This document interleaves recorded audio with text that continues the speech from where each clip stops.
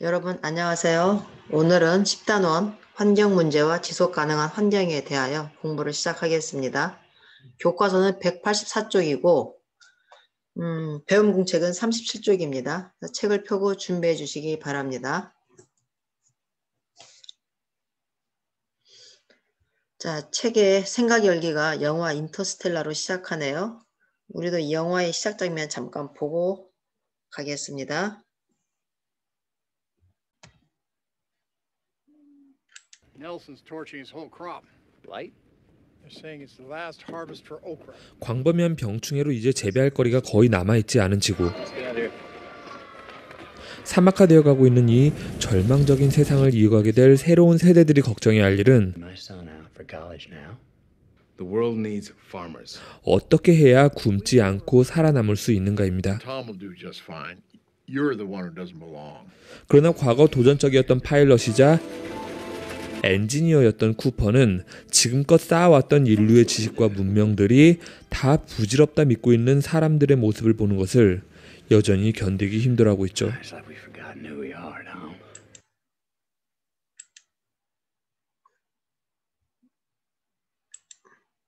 자, 여러분. 자, 이 장면 허벌판에 지금 옥수수가 있어요. 그죠? 그리고 지금 사막에서 모래바람이 불어옵니다. 사람들이 앉아있다가 모래바람이 심하니까 어디론가 피하고 있고요. 여기가 이게 넓은 농장인데 농장이 이제 점점 사막화가 되면서 여기서 날아오는 그 모래바람 때문에 앞에 마당을 쓴다고 할까요? 그러고 있고요. 이 장면은 보면 우리가 미국의 그 대규모 농업을 말하는데 보면 이렇게 우리나라에선 상상도 할 수 없을 만큼 큰 기계로 농사를 짓고 있는 모습이네요. 혹시 인터스텔라를 본 학생들은 이런 장면이 기억이 나겠죠? 이제 교과서 보겠습니다. 자, 오늘의 학습 목표는 전 지구적 차원에서 발생하는 기후변화의 원인과 그에 따른 지역변화를 조사할 수 있다.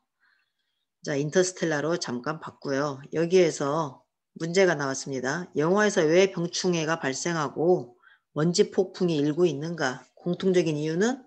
자, 뭐라고 생각하십니까? 이유는 뭘까요? 여러분 한번 생각해 보시겠어요? 자, 정답은 기후변화로 기생충이 기승을 부리고 이런 기생충이 농작물들을 다 먹고 황폐화시키니 그 농사지었던 땅들이 사막화돼서 그 동네가 황량해지는 그런 모습이죠. 이러한 모습이 가까운 미래일지 먼 미래일지 아마 우리가 어떻게 하느냐에 따라 이러한 모습이 멀어질 수도 있고 가까이 다가올 수도 있겠네요. 자, 그럼 한번 기후변화란 무엇인가 살펴보겠습니다. 우리가 보통 말하는 기후변화는 실은 기후의 상승이죠. 자연적인 원인에 의해서 또는 인위적 원인에 의해서 기온이 상승하는 건데 특히 기후변화는 자연적인 원인보다 인위적 원인이 더 커지고 있는데요. 자, 태양활동의 변화나 대기나 물, 해양 등의 변화로 인한 자연적인 원인도 있지만 최근에는 산업이 발달하거나 또 인구 증가에 따른 인위적인 기후 요인이 더 커지고 있죠. 산업이 발달하게 되면 석탄이나 석유와 같은 자원을 쓰면서 온실가스의 배출이 늘어나게 되고 또 인구가 증가하면서 도시를 건설하고 도로를 건설하면서 그 지표면을 덮고 있던 나무나 흙을 다 덮어버리니 지구온난화가 더 가속화되고 있는 거죠. 특히 온실가스의 배출이 심하게 늘어나면서 더욱더 온난화가 빠르게 진행되고 있습니다. 온실가스는 여러분 왼쪽에 설명이 나와 있어요. 자, 이 지구의 온도가 지난 100년간 겨우 0.7도 상승했다고 합니다. 그런데 지구의 모습이 굉장히 많이 변했죠. 그걸 한번 살펴보겠습니다. 자, 여러분 구글 어스 알죠? 우리가 많이 아마 수업 시간에서 봤을 텐데 우리나라 모습이네요. 현재의 모습이고 이걸 한번 시간대별로 지금 우리나라야 뭐 크게 기후에 영향이 없겠지만 우리가 북극에 눈이 많은 이쪽 동네부터 볼까요? 여기는 미국 땅이 되겠고 여기가 이제 알래스카와 그린란드가 나타나겠네요. 자, 한번 살펴보겠습니다. 여기에 얼음이 어떻게 바뀌는가 한번 시간의 흐름을 보고 살펴보겠습니다.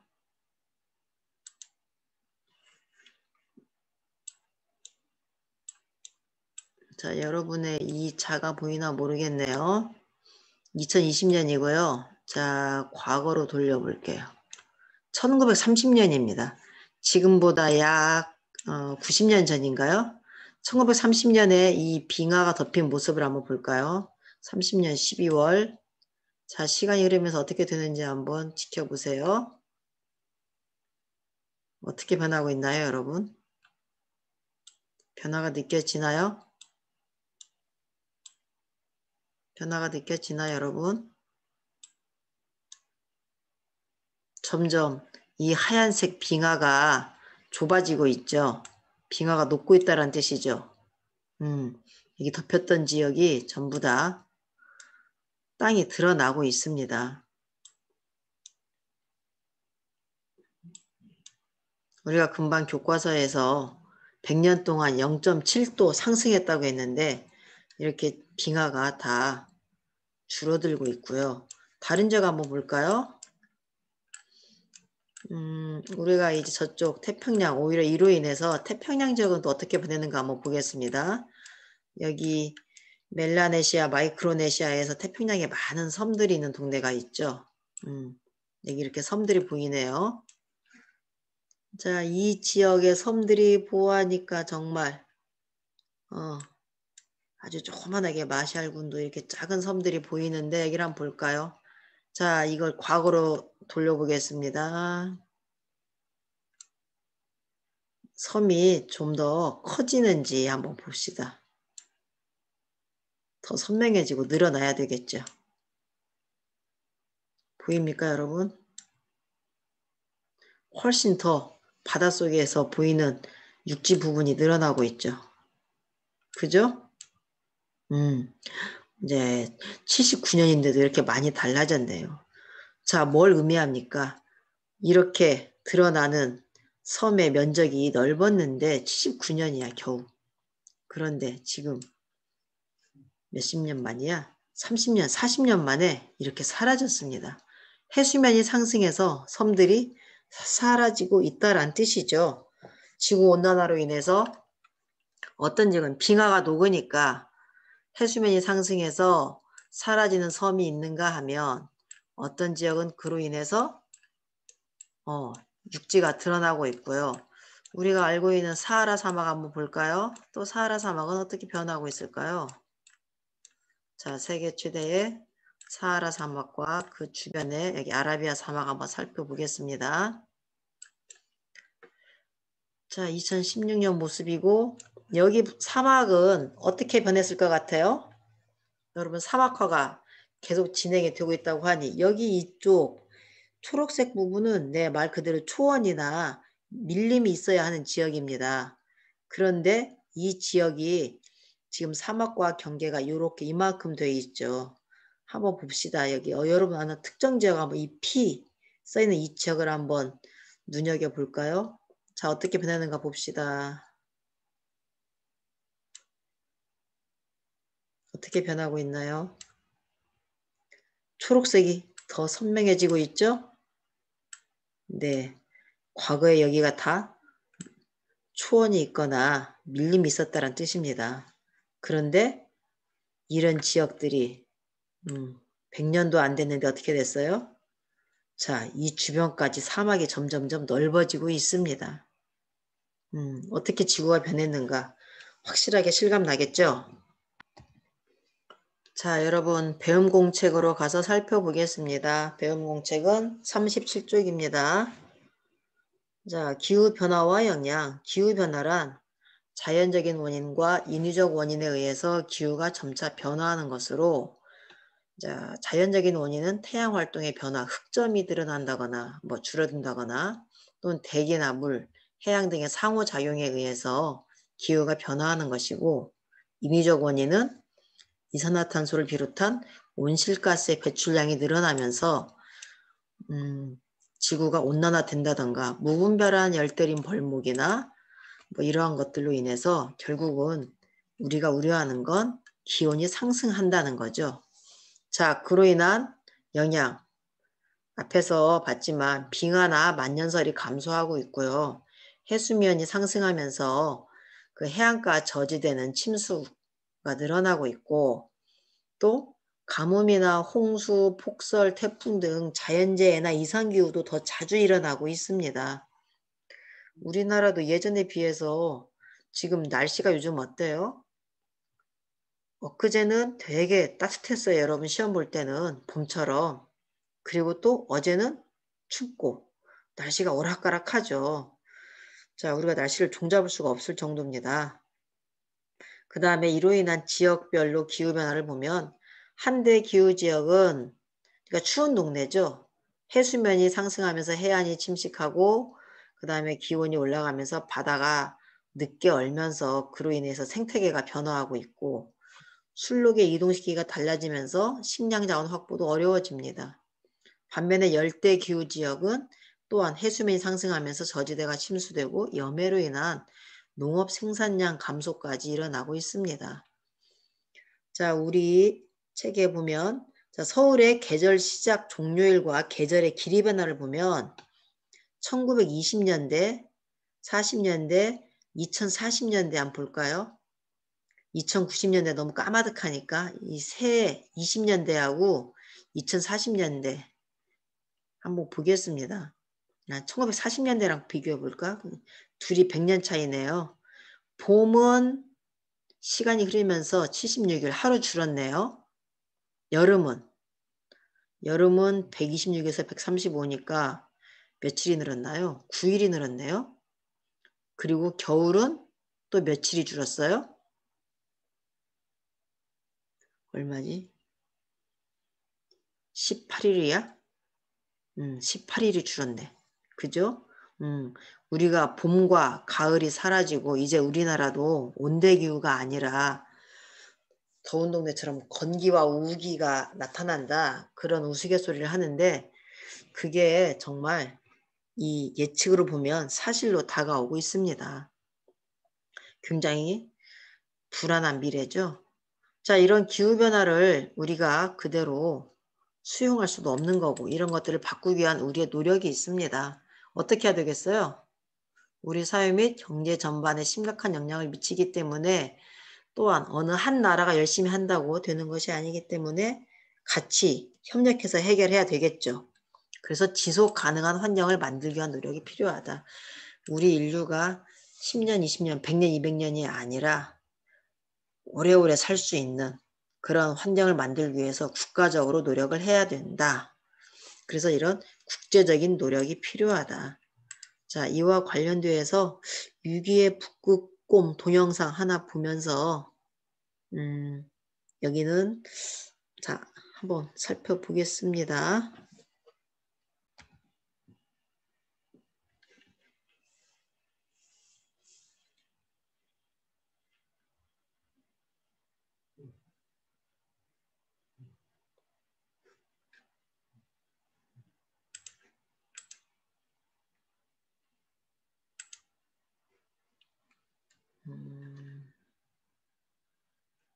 다시. 그 어떤 생명도 발붙일 수 없을 것 같은 북극입니다.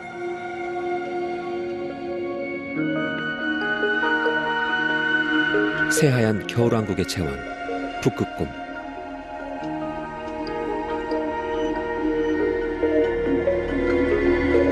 북극곰에게 자신의 영역을 지키는 것은 무엇보다 중요합니다. 다른 지역에 비해 먹을 것이 절대적으로 부족하기 때문이죠.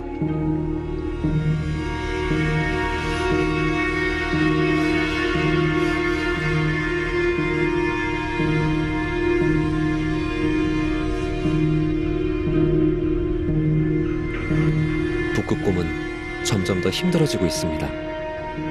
먹을 것을 찾기도 어렵고 빙하는 자꾸만 녹아내립니다. 얼음이 아닌 땅 위를 걸어야 하는 북극곰은 지금 위기에 빠졌습니다.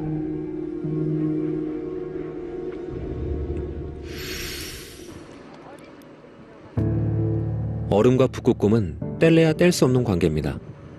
500만 년 전 조상곰에서 불곰과 갈라진 북극곰은 얼음을 삶의 터전으로 삼아 현재까지 빙하 위에서 살아왔습니다. 북극곰은 배가 고픕니다.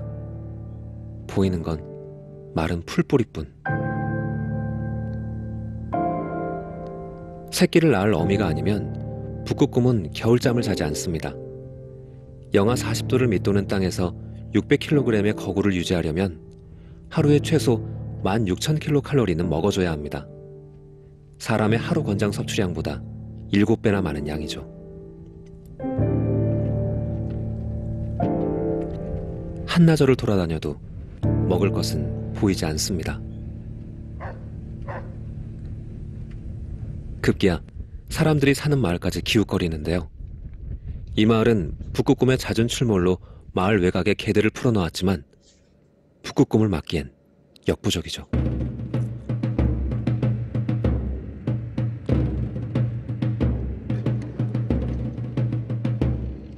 북극곰의 갑작스러운 공격에 대비해 집집마다 총을 갖고 있습니다. 경비대가 출동했군요.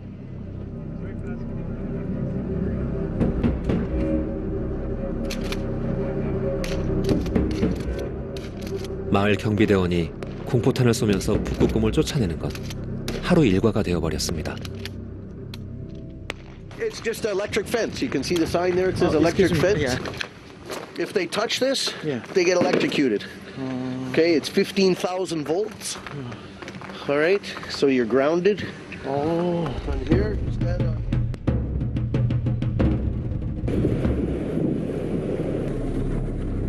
이 지역에는 오랫동안 북극곰을 관찰해온 연구팀이 있습니다. 바다사자를 사냥할 빙하가 없다는 건 북극곰의 체중뿐 아니라 임신에도 영향을 미친답니다. 더 이상 새끼 북극곰을 보지 못할 수도 있습니다.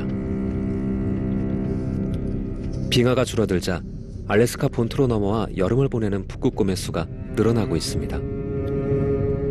좁은 곳에 여러 곰들이 모이니 자주 영역 싸움이 벌어지죠. 북극곰은 원래 어미와 새끼 가족 단위로 자신들만의 영역을 확보하며 살아왔습니다. 하지만 지금의 북극곰에게 영역은 호화로운 사치, 먹이를 구하는 것이 최우선 과제입니다. 해질 무렵이면 북극곰들이 가는 곳이 있습니다. 바로 10여 킬로미터 거리에 있는 원주민 마을입니다.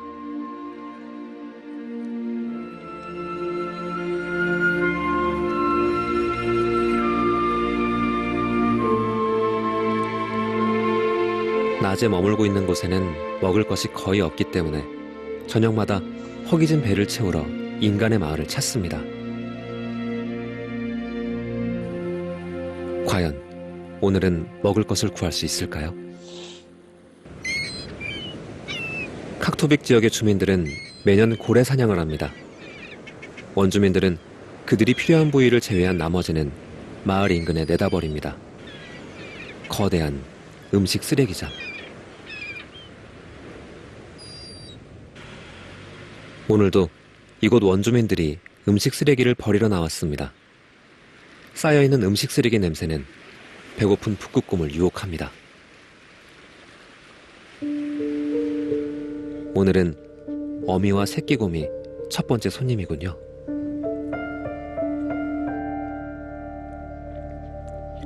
북극곰은 밤마다 이곳으로 몰려듭니다.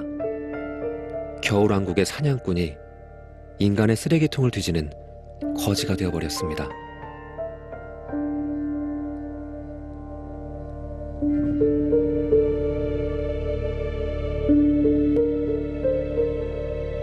스스로 사냥해서 살아가는 본능은 점점 잃어갑니다. 작은 먹이를 두고 궁색하게 다툴 뿐이죠.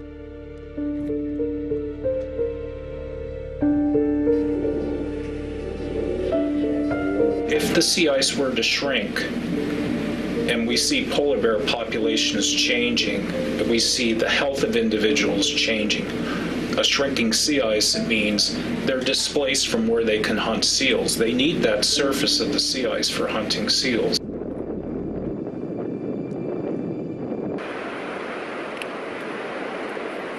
여기는 알래스카 남부에 위치한 빙하인데요. 이곳엔 특이한 표시가 있습니다. 과거 빙하가 있었던 지점의 연도를 팻말로 박아둔 거죠. 1917년엔 여기도 빙하지대였습니다. 빙하가 녹아 사라지고 있다는 것을 아주 단적으로 증명해주고 있습니다.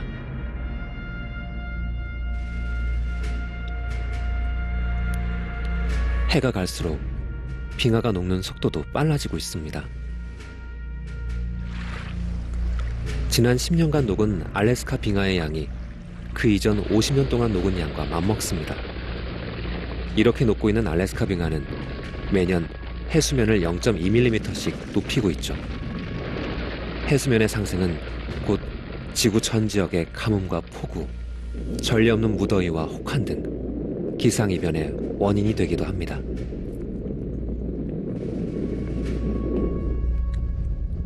새끼를 키우는 어미의 걱정은 깊어만 갑니다.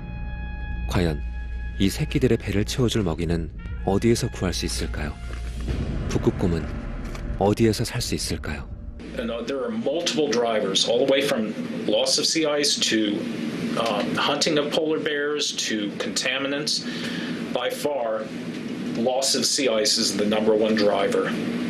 We lose polar bears, that tells you then that something is amiss in our environment that is likely going to affect us too. Polar bears may be the first ones affected, but we might be next. 혹독한 추위를 이겨내며 그들만의 겨울왕국을 이뤄낸 북극곰. 과연 이들은 다시 얼음 위에서 북극곰답게 살 수 있을까요?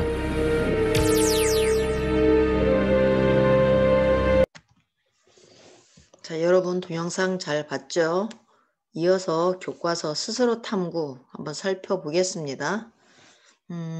문제 2개 나왔는데요. 극지방인 미국의 알래스카의 키발리나 마을이 나오고 적도에 있는 파푸아 뉴기니의 카르테렛 군도가 나왔습니다. 자, 이 지역에 한번 기후변화로 인한 사례를 살펴보겠습니다. 알래스카의 키발리나는 한대기후 지역이고 기온이 상승하면서 바닷물이 점점 올라오겠죠. 그리고 그런 바닷물이 올라오면서 침식작용으로 인해서 여기에 있던 주택이 점점 무너지고 파손이 됐습니다. 그 외에도 술록의 이동시기가 달라져서 식량 자원의 확보가 어려워지기도 하고요. 그 다음에 열대의 바다에서는 해수면이 상승하는 거죠. 우리가 제주도에 가도 이런 열대 야자나무들이 바닷가에 있진 않잖아요. 좀 내륙 쪽에 있는데 여기가 과거에는 바다와 멀었는데 이제 바다와 가까워지면서 여기까지 바닷물이 침투해서 나무들이 썩어가는 거죠. 그리고 이렇게 무너지고 하는 이러한 피해가 발생하고 있습니다.